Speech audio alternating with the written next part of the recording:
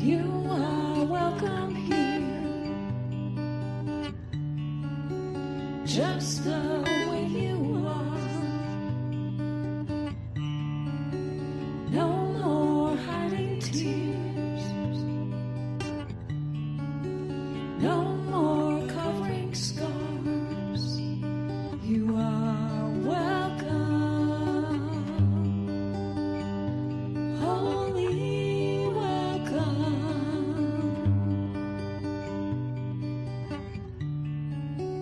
You are welcome here, just the way you want to be. Bring your deepest hopes and all your wildest dreams. You are welcome, holy welcome,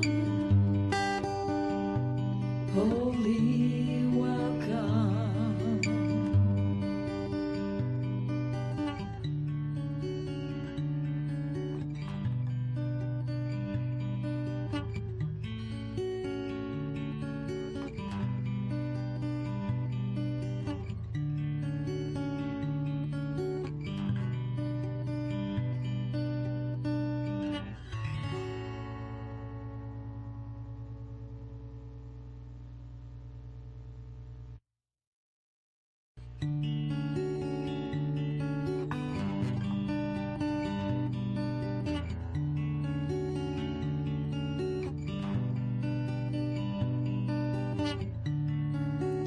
You are welcome here,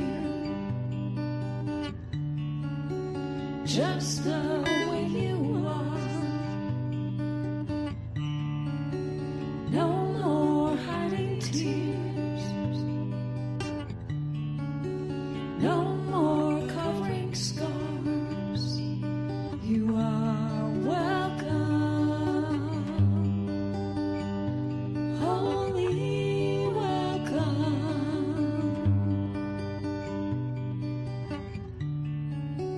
You are welcome here, just the way you want to be. Bring your deepest hopes.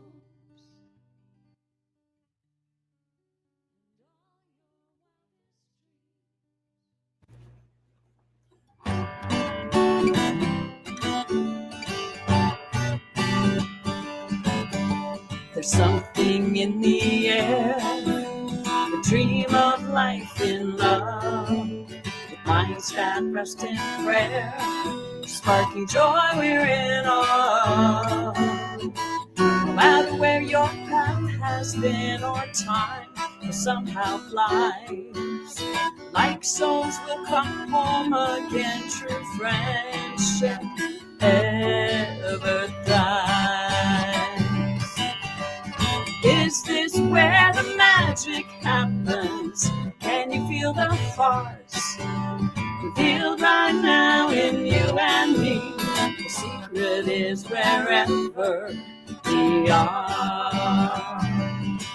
There's something in a smile that can turn a day around. Moments so worthwhile when we find common ground. No matter what the day might bring, right here we can align, knowing that we will be seen as perfect, whole, divine. 'Cause this is where the magic happens. Let's feel all the hearts from close to me and me to you. The secret is wherever we are. So meet me where the magic happens, feeling all the hearts ignited now in you and me. The secret is wherever, the secret is whenever, the secret is together we are.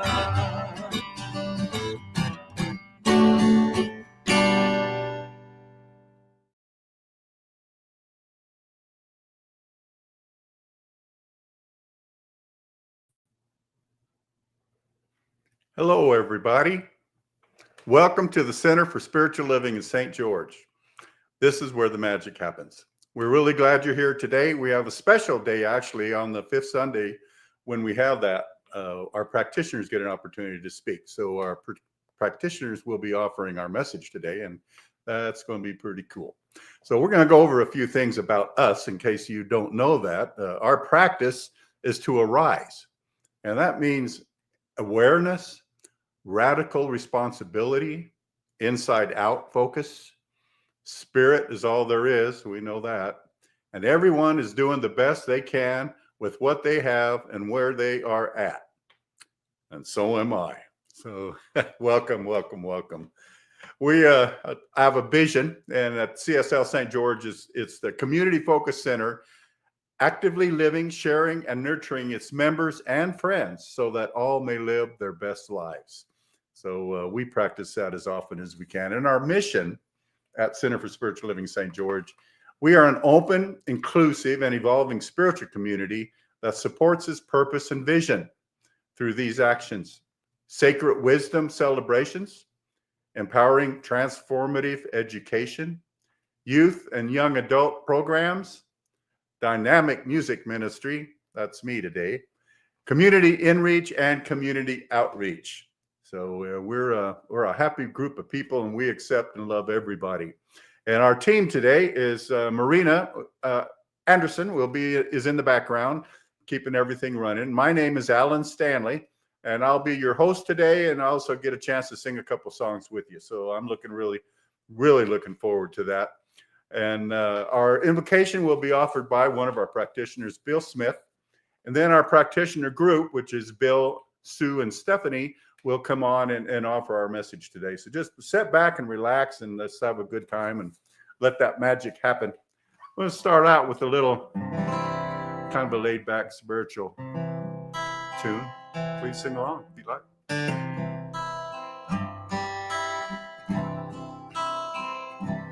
I am worthy of my own love. I am worthy of my own love.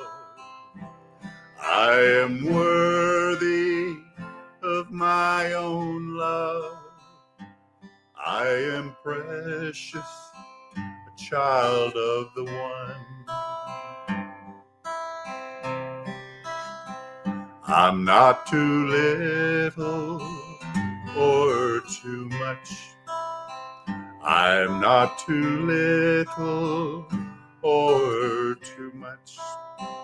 I'm not too little or too much. I am enough just as I am. I am worthy of my own love. I am worthy of my own love. I am worthy of my own love. I am precious, a child of God. I stand up and speak my truth. I stand up and speak my truth. I stand up and speak my truth. I am free to express myself. I am worthy of my own love. I am worthy of my own love. I am worthy of my own love. I am free to be who I am. I am worthy of my own love. I am worthy of my own love. I am worthy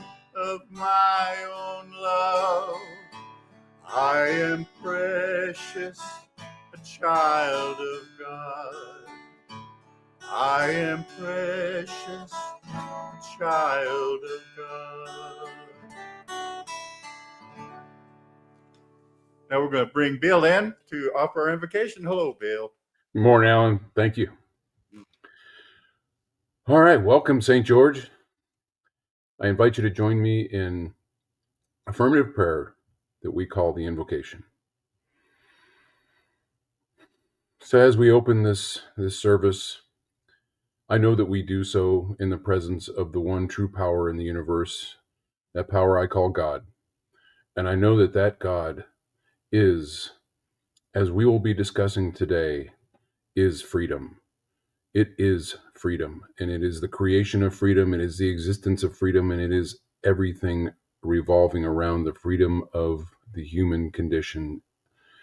And I know that I am one with this all-powerful being, and as we are all one, I know that everyone within the sound of my voice, everyone who's on this broadcast, whether it's currently or whether it's years in the future, I know that each and every one of us is one with this all-powerful God. So I just know that today's service is a blessing to all who attend. It's a blessing to all who present. I know that the songs are perfect to strike just the right chord that inspire that feeling of freedom in each and every one of us. And I know that the practitioner's message as the three of us speak are exactly what is needed to be heard today. So it's with tremendous gratitude that I ask that this just be a blessed service. And so it is. So it is. Thank you, Bill. So it is. Oh, I got some freedom. We'll do a little housekeeping here. This is a Sue Riley song, one of my favorite writers in the movement.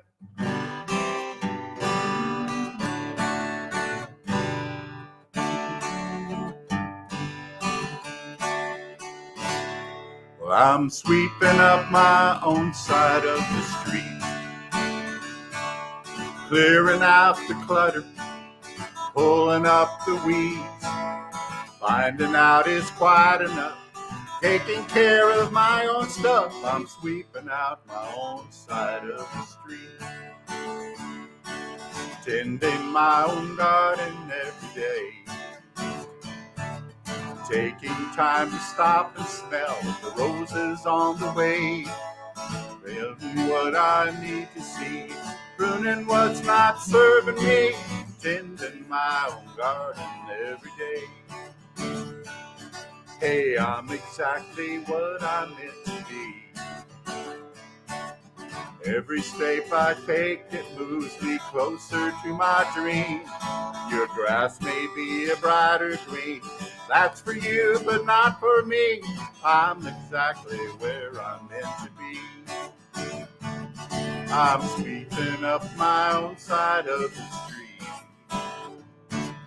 clearing out the clutter, pulling up the weeds, finding out it's quite enough, taking care of my own stuff. I'm sweeping out my own side of the street, not gonna be the one to cast the stone, won't point a finger at your fault, got plenty of my own. When I talk that judgment thing, it comes back like a boomerang, not gonna be the one to cast the stone. So I'm sweeping up my own side of the street, clearing out the clutter, pulling up the weeds, finding out it's quite enough, just taking care of my own stuff. I'm sweeping out my own side of the street. I'm sweeping up my own side of the street.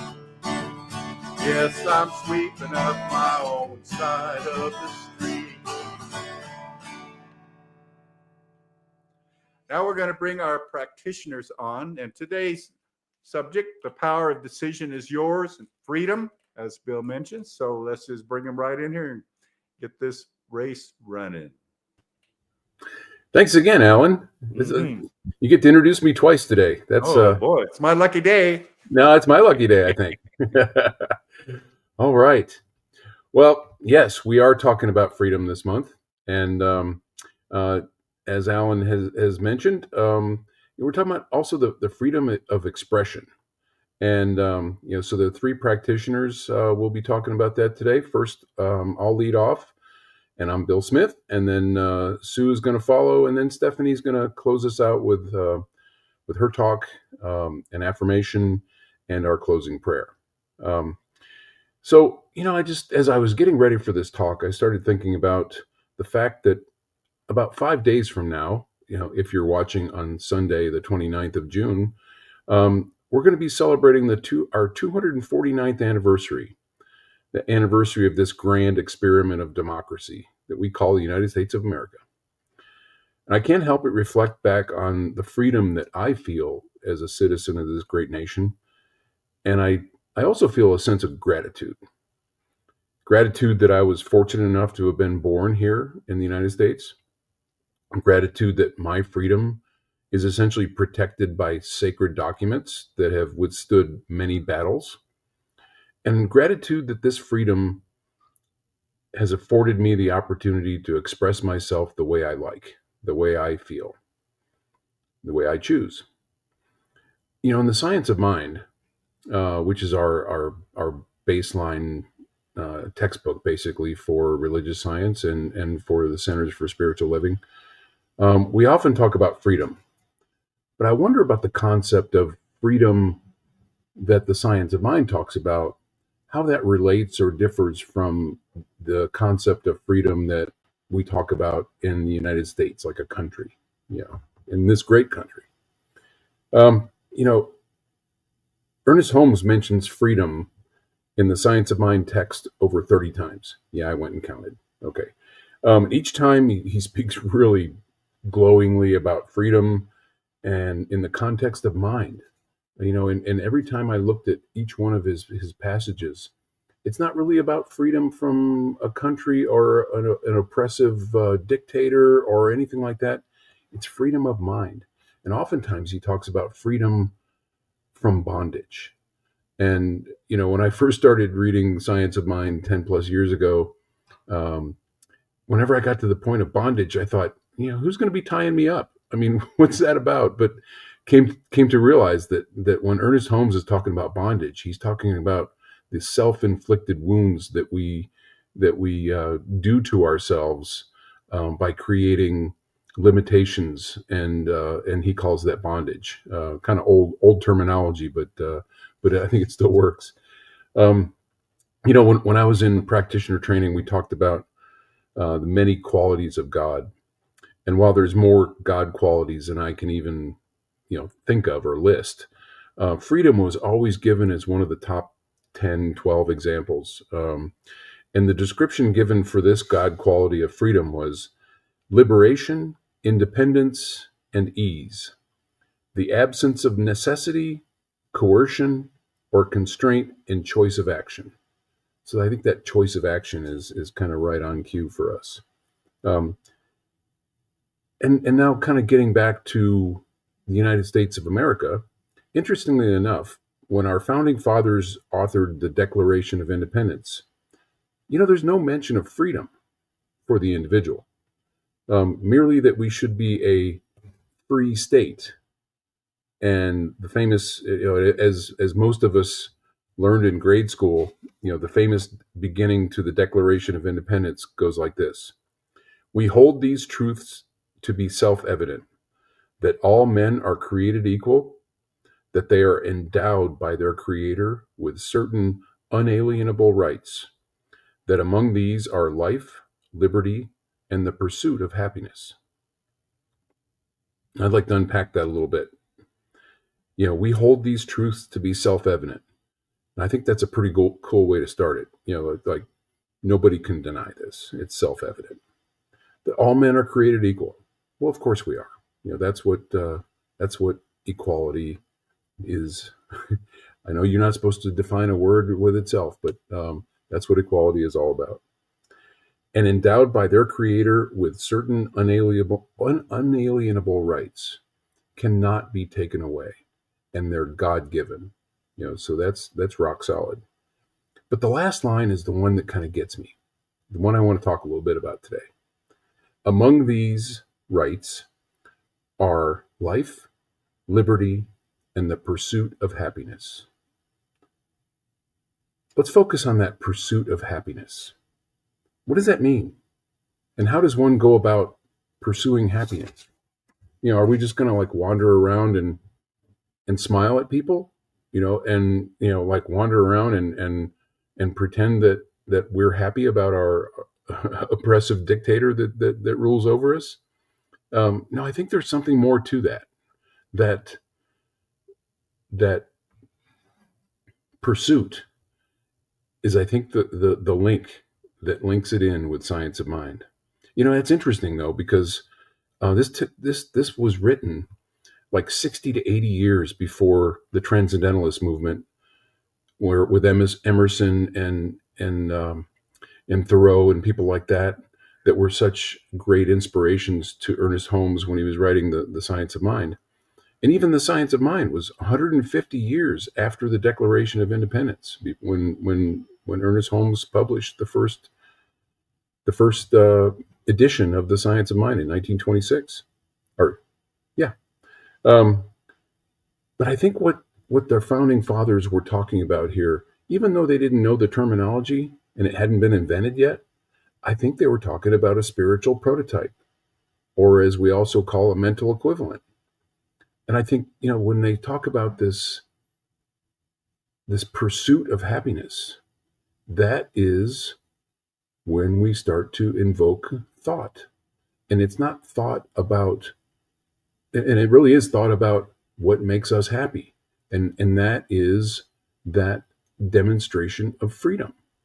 And I think this is just evidence and it demonstrates that principle is not preceded by precedent, that regardless of where it comes from, that principle is rock solid and has been here forever.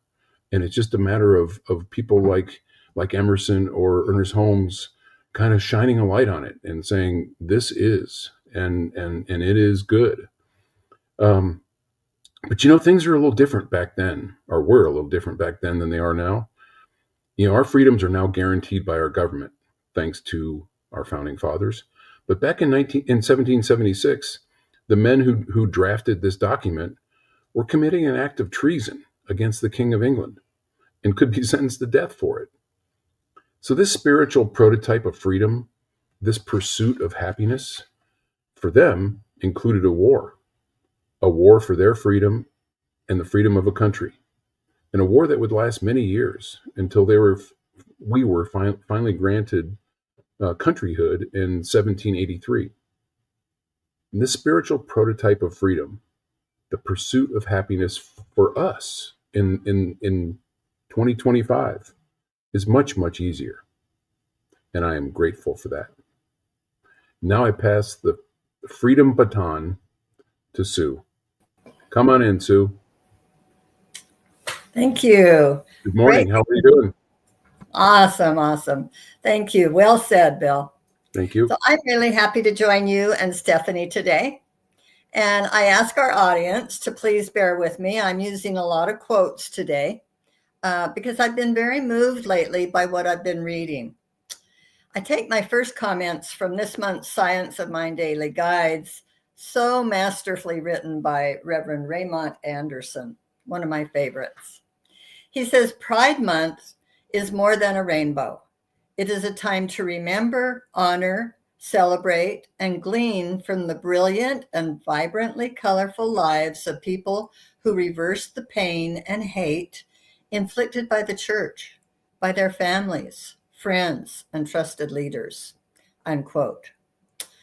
I'm wondering who you know who has risen above the painful actions of judgment, whether it be for gender identification, race, age, being an illegal immigrant, the unhoused, the physically or mentally disabled, being a woman in a man's world, or a man who dares to show emotion. I know some cases here are more serious than others. My intention is to have us realize there is no one exempt from judgment and unkindness from others. Raymond concludes, in what ways can you ensure that you're being the colorful person who someone else identifies with as their inspiration, motivation, and aspiration? In what ways can you own your colorful story and heal what needs to be healed so you can live more powerfully and more fully as the beautiful being that you are? In another article this month, Molly Kate Brown noted that the pride flag is a representation of the rainbow. The rainbow is an example of divine beauty. In the Bible story of Noah and the flood, the rainbow is given by God as a reminder of the covenant that promises there will never be another world flood. A rainbow aligns with the physical law that involves the optical refraction of sunlight, which produces a spectrum of colors. The one light from the sun is broken down into the 7 colors we can see. Molly Kate adds that the rainbow is an appropriate symbol for pride as it shows a spectrum of light that is really one light, and all are one.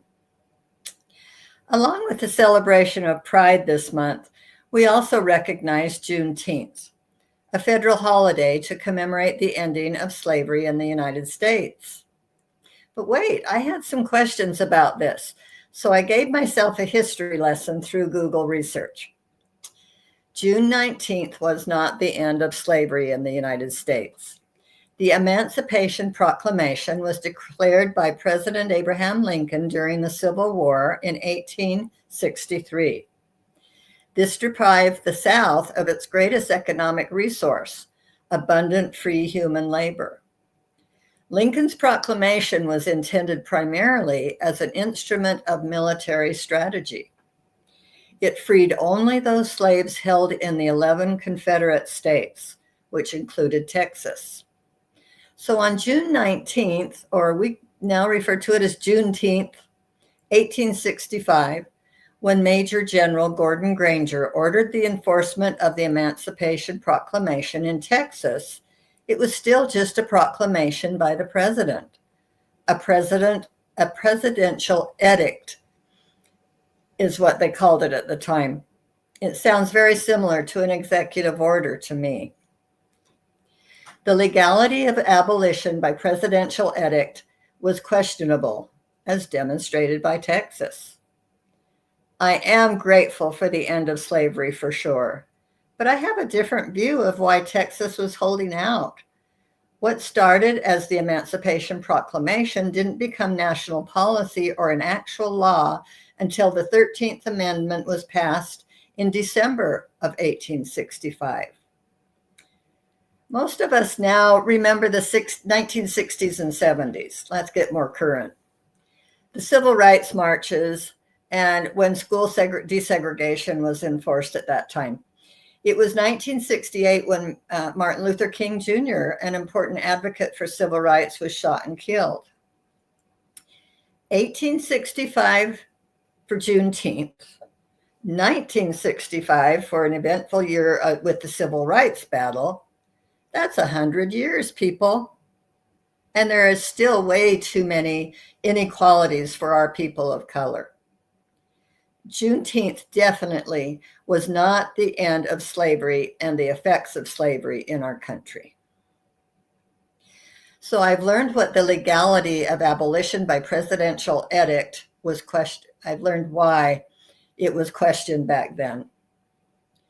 What is happening right now in our country that is questionable to some? Wikipedia explained to me that executive orders are subject to judicial review and may be overturned if the orders lack support by statute or by the Constitution. This is discussed in the news almost daily, bringing me to the next view of current history. The battle regarding immigration in the U.S.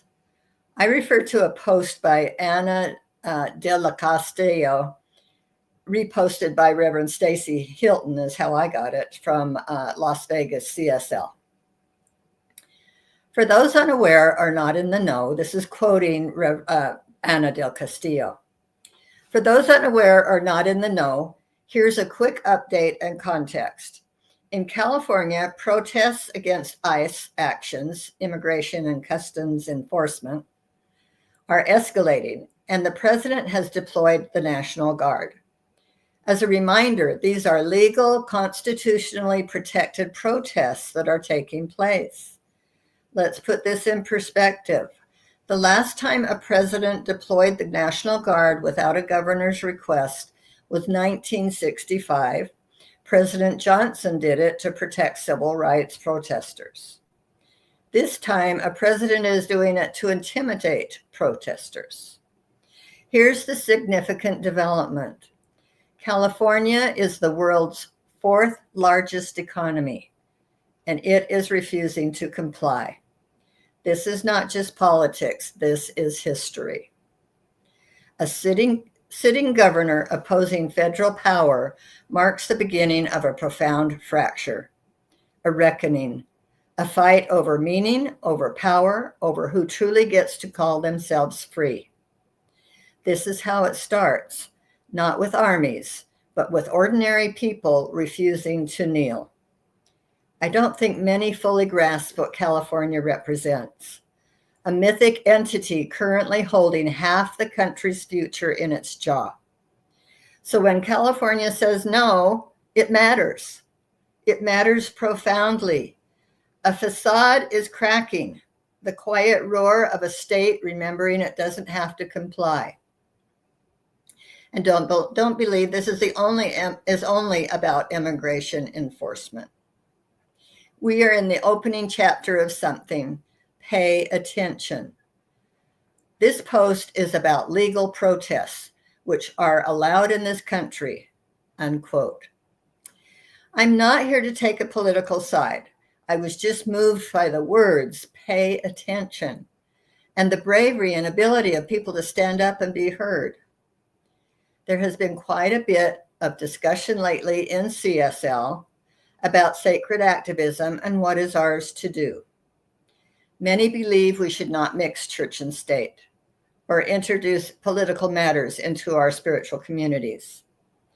I'm not a good one to speak because I don't know what the heck is going on, but I do agree with the quote, "The only thing necessary for the triumph of evil is for good men to do nothing." So what is ours to do if we truly believe in our desire for a world that works for everyone? In a Substack article by John Pavlovitz, Mr. Pavlovitz says, the prevailing wisdom still seems to be that love and God and someone out there are going to save the day. And he isn't from CSL, I don't believe. I wish it were that simple. Offer up some skyward prayers or make a public floodlight appeal to the heavens and wait for inevitable rescue. That's not how it's going to work. We are the flawed and failing, beautiful and perfect angels who get to bring the good tidings of great joy. I love how he said that. It's up to us. He continues, thoughts and even prayers aren't fixing this mess. What will alter the story we find ourselves in is kind-hearted, prayerful people who reflect fully on the fractures and the malignancies and injustices in front of them and decide they will change what they can change and do what they are able to do. Theology is embodied or it's useless. Love will not win anything on its own. We need to live in such a way that we make sure that love wins, that love through us wins. Now I quote Rainn Wilson on his podcast called Soul Boom. It is easier to protest something than it is to create something new. It is far easier to send out an angry tweet about climate change than to collaborate with an environmental organization. It's simpler to write an angry email about women's rights than to educate and empower adolescent girls regarding the underlying issues. It's easier to go to a march for a couple of hours than to research a problem, assemble a like-minded team, and work for an actual solution. It's easier to yell than to educate, to tear down than to assemble, to blame than to consult. You don't fight the darkness with more darkness. You fight it by turning on a light. I'm not suggesting we collectively ignore injustice and stop protesting altogether. We must lift up our voices and shout when something is wrong, unsustainable, and unfair. End quote. And from Raymond Anderson again, in many ways, life conditions us to color inside the lines, such that many never discover the truth that they are divine beings. What if we colored outside the lines so powerfully and passionately that the lines dissolve and the vision of what can be becomes the reality of what is? Then he asks, what if the remix of the Bible quote in Mark 8:36 read, "What good does it do for anyone to have what they want while all other people suffer? What good does it do for me to have all the food I want while my neighbor is hungry? What good is it for me to be warm in my home when so many unhoused lack the security of a home? How does it benefit the world when I can freely dial 911, even when that is the equivalent of Russian roulette for others?" Is there something we are missing in our application of this spiritual path? Using science of mind to acquire parking spaces and green lights, but not equality and justice for all, is the epitome of spiritual privilege. Do we believe this teaching changes lives in fantastic, life-affirming, and healing ways? If so, why limit its impact and influence? And ending now, I'd like to read a poem from Rosemary Watola Tromer, one of my favorite poets. The night I fell in love with the whole world. It was the boy at baggage claim who started it. His elation, each time a new bag would drop, he would point at the suitcase and squeal, then turn to his grandmother with incandescent delight. His grandmother deepened my joy. How she beamed at her grandson, praised him in Spanish, her words a bright blur. I interpreted more through hunch than through certainty. And sooner than you'd think, I fell in love with every single person at baggage claim 16. Didn't need to know their stories to know that they were worthy of love. Everyone a grandchild, everyone a light. It was like how on these midsummer nights, the late sun shines long through the cities and fields, and everything is beautiful. Oh, people of Iran, Israel, Palestine, Ukraine, Russia, Somalia, Yemen, Maine, I will never know you. Yet I honor how you carry inside you your own strange and beautiful spark, how each of you too is a grandchild. Each of you too longs to belong. No matter what our leaders do, the light is right to see how much you too long to be safe, to be seen, to be kind, to be loved, to be trusted, to be home. Thank you, Rosemary. Namaste, everybody. And now we'll hear from Stephanie.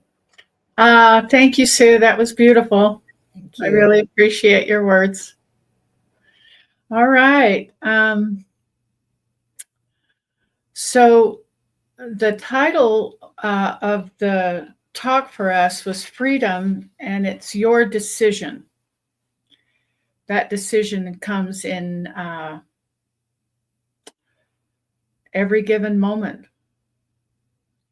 So I'm going to read a quote that I wrote that I utilize often to help remind me who I really am. I experience freedom any moment I choose source ordained invulnerability. And more about that on Zoom call if you decide to come. That is given to me over the story playing out in the world I see. I forgive myself for making any narrative, any experience at the expense of the whole. Every moment I have the power to choose again, and I do it often. So I'm here to talk today because of the upcoming month, Freedom. You can go ahead and put that down. I had an experience the other day in one of my morning meditations or contemplations. And what I saw, sometimes I just close my eyes and I'm in silence. And what I saw was roots that were everywhere. I mean, they were in the soil, they were roots, and it didn't matter what kind of root they were. It was a root that extended out from where I am, and it encompassed the entire world, the earth. And as I sat there, I went, oh, what is that?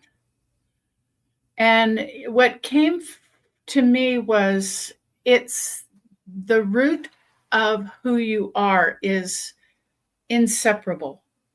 You are not separate from any being, anywhere, at any time. And the more you recognize this, as I did in that meditation, what I saw that was blooming out of those roots was lilies. And these white lilies, they seem to cover the entire earth. And that was a direct message from God to me stating, in truth, there is only one. And that oneness is peace. And see it now. See it always in your mind's eye. So it kind of stays with me from time to time. I'll see that blanket of peace that is no matter what's going on in the world, I choose to focus on. It comes from some study that I've done, and the term invulnerable self comes up. So what is the invulnerable self? It's what God is. It's the one mind.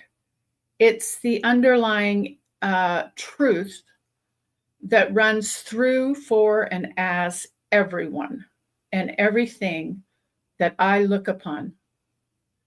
And to me, that's where true freedom is in the invulnerability that I am never afraid for what I think I'm afraid of. I am never unsafe. I am always cared for. I am never alone. And so what I see outside of me, if it triggers me, I need to pay attention. I need to pay attention to that, because that and the world as it is a world made by us. It's made by us. It wasn't created by God. And that's why so often you hear the phrase, especially in the Course of Miracles, that God didn't make the world. We did. And that the pain and the anguish and the shame and all of that stuff is the veil. It's the veil that covers this invulnerability that is within each and every one of us. So we see the world as cause and effect because we judge. There is no cause and effect in the present moment, however, because that's where God is. And in every present moment, it is a choice point where another decision can be made. And I'm here to talk about healing, what a practitioner is, and what my clients, what I've learned, what my clients really come to me as. And let's start with a practitioner in the science of mind as one. I finally realized, more importantly than ever before, that I can't pray for you. The only thing I can do is expand my own consciousness to envelop this invulnerable thought. Capital I and capital T.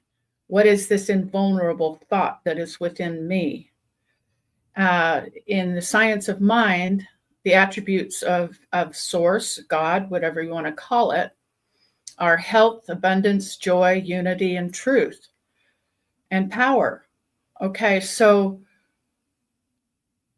if that is what the invulnerable thought is, and I am one with that because God created me in its image. I didn't create it.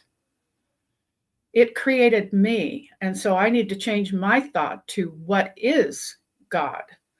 I use the term God because I've just overcome all judgment that in the past I did have about it. So clients, when they come to me, they're included automatically because they asked for help. You cannot receive unless you ask first. And in the asking, that is all really that's needed, because in the asking, the healing is already done. And so really, you don't need me as a practitioner if you really believe that it is done. This is because giving and receiving are one. God gives you the healing literally before you even ask. And it's in the acceptance of that you are healed. And all I do is witness the demonstration, maybe help you with a couple of beliefs or something that you get stuck on, which is I'm going to talk about right now. So for me, from any circumstance, when I decree or declare or ask, I have no need for this experience anymore. And I clear judgments and beliefs by forgiving myself for any thoughts of fear which made the experience seem real. I'm going through something right now and I am clearing it. And it's amazing how the more I really, I don't want to say attach, but remember who I really am and the power that is behind that, the more healing is taking place inside me. So as I forgive myself for this stuff, and I give up all allegiance to time. In other words, in order to give up all allegiance to time, it doesn't mean what Sue was talking about. It doesn't mean what Bill was talking about.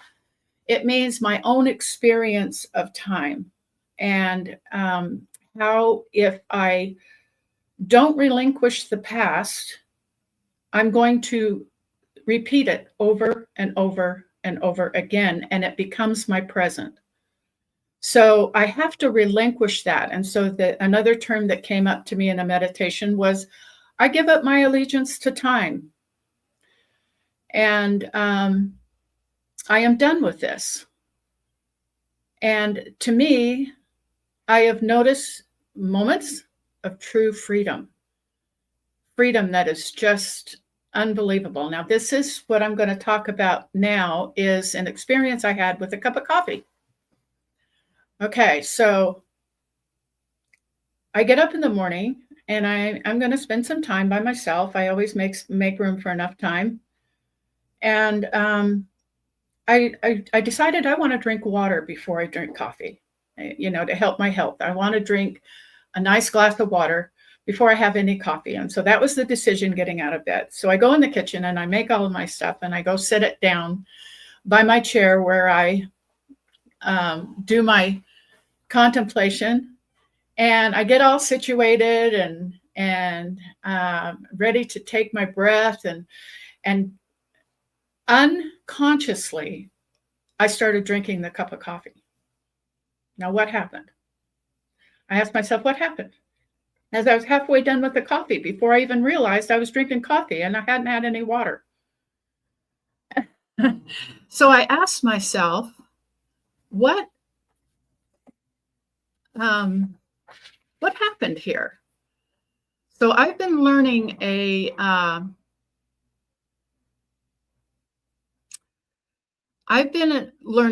that there are 4 levels of consciousness in the Jewish mysticism.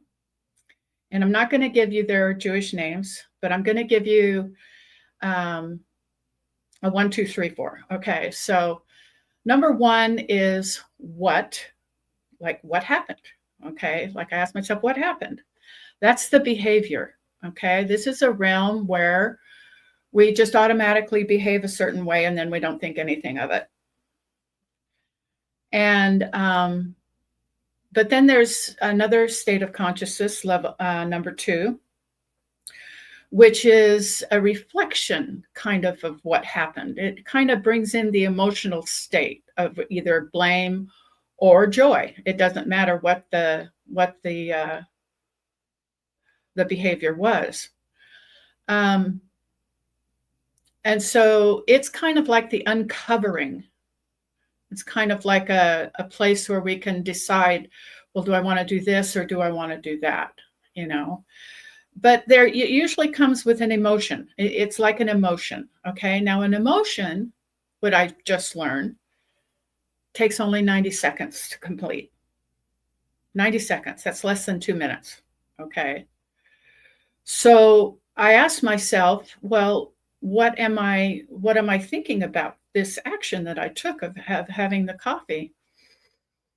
And what came up was guilt. I was guilty. I did something I wasn't supposed to do. So there was blame, there was shame, there was this yada, yada, yada from my mind that was just going crazy. So at these 2 levels of consciousness, they kind of work together at this point. But there's a third. And the third is the I think it's the how. What happened when I actually took responsibility and went through the feelings? What happened? And what happens is a rising takes place. It's like you can feel it emotionally. It lifts. That is, you can call it the Holy Spirit, you can call it your high self, you can call it your guides and teachers, you can call it whatever it took for you to look at what was happening. And once it happens, it's kind of lifted from you. Well, that is what I call freedom. And that actually, the rest of the day, I was in a lifted state. So back to the rest of this talk is we all see things differently. Life is a reflection, like a hologram. We are mirroring each other. This isn't a curse. It's a way to freedom. Looking at each other, anything that causes an angst or something went wrong is actually a blessing from your inner invulnerability. They're saying, hey, take a look at this. This is something that was buried in your consciousness. So I get to clear the path by remembering that emotion only lasts 90 seconds. That's less than 2 minutes. If everything is real in the present moment, I get to work. There are many wonderful teachers out there pointing to this clearing. We all know of a few of them. We've talked often about them. The undeniable freedom I experience undoes the action that became a belief, buried, feelings alive. I've heard that before. And over time, they were forgotten. That's our unconscious mind, which just brings it up again when it's time to do it again, until we decide, we make that decision, I'm done with this. Every time I bury the past, it becomes my future, and I'm lost again in another circumstance.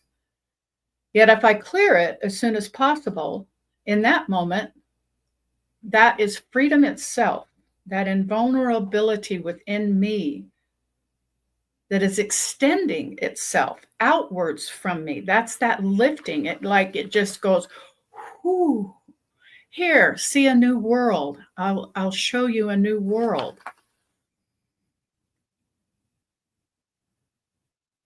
It's love through the invulnerable reality, all capitalized, that I already am.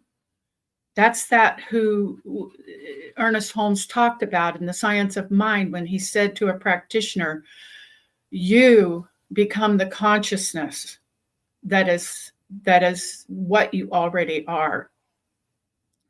So my last little thing before our affirmation is, fear is the fuel of the old you. Choose presence over panic. You are not here to panic, but to redirect energy to freedom. Let fear fall away like dust dissolved. No one can fail to reach the truth if that is what they truly desired. Okay, so now our affirmation, if you guys want to speak it with us, is there is only one spirit. It's connecting with spirit that is giving me life. And I am so grateful. So I'm going to take this opportunity to close out here with a prayer.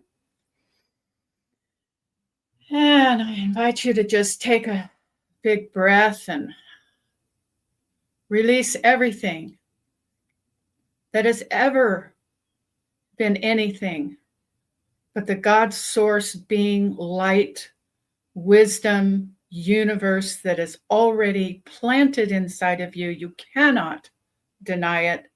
I mean, you can deny it, but you cannot erase it. It is always there, forever, eternally yours. And as I recognize this, I recognize it for everyone here listening, and I spread it out through the roots to every being on this planet. There is only one source, and you are connected. There is no separation. There is only one truth, one life. And in that life, I am holy and completely connected with everything. And so I forgive everything in the world that I have ever made that gets in the way of the truth that is always present. And I release that into the law, knowing it is done, as I say yes and thank you. And so it is. It is. So it is. Thank you, Stephanie. That was great. Man, I tell you, folks, we're really blessed here at the Center for Spiritual Living in St. George to have such a great group of practitioners. Today you got to meet Stephanie and Sue and Bill, and you can drop by when we're meeting in person or watch again. And they're really a great group of people. I'm really happy they're with us. So I hope you enjoyed it. I'm sure they did, and I sure did. So one thing that we do here to keep things rolling is, it's like another business sometimes on the backside of these organizations. And we all pitch in a little bit to keep things going, and we appreciate it if you do too. And we have many ways that you can share in our abundance, and we're growing. We're doing pretty good. So, and you can give with Zelle. It's a bank-to-bank way that you can send money. You can give online through PayPal, or you can share by U.S. mail. And we take any way we can get it. And just to let you know, we pass a percentage of that on and to share and keep the flow going. So we also have an affirmation that we use when we do this sharing. So I'd like to share that with you, and you're welcome to read along. I am overflowing with love and abundance. I give from the source of my being, which is rich and unlimited. With joy and excitement, I share from this overflow. In return, the universe gives back to me in infinite ways, channels and means. So it is. Yeah, that's great.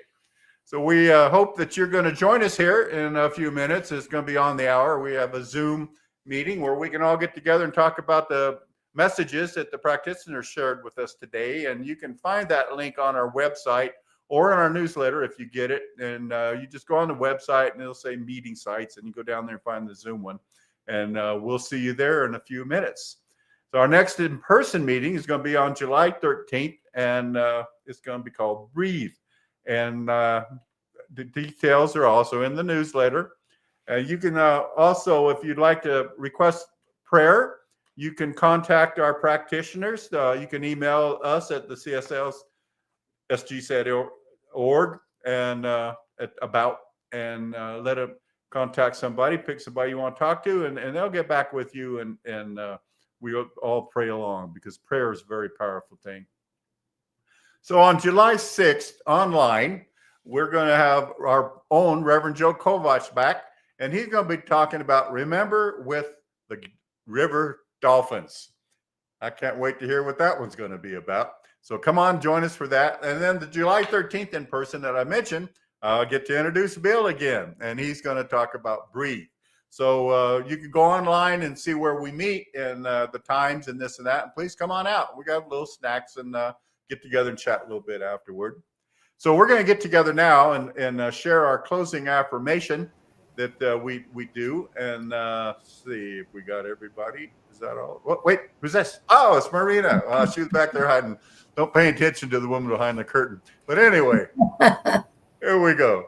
Something wonderful is happening through me right now. It is this thing called life. Life is in my mind. Life is in my body. Life is in all that I do. I am it. I embrace it and I share it, just the way that it is. And just the way that it's becoming. Thank you, life. Thank you, Life. Thank you. Thanks for being here, everybody. Thank you for joining us. We'll see you on Zoom here in just a few minutes. And if we don't, you have a wonderful week. Thank Bye, you y'all. Namaste, my friends.